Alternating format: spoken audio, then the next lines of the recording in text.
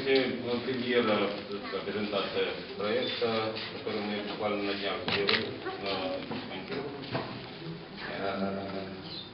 Выставка началась, собственно, с того, что Анастасия сделала свою выставку в Харькове, и ее заинтересовали работы в интерьерах. С этой мыслью мы как-то обнаружили такой дом, построенный архитектором в начале века. В нем много многообразий дерева, комнат, переходов, балясин.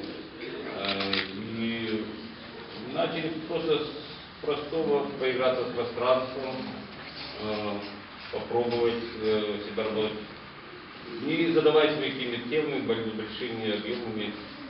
И вдруг, открывая комнату за комнатой в этом здании,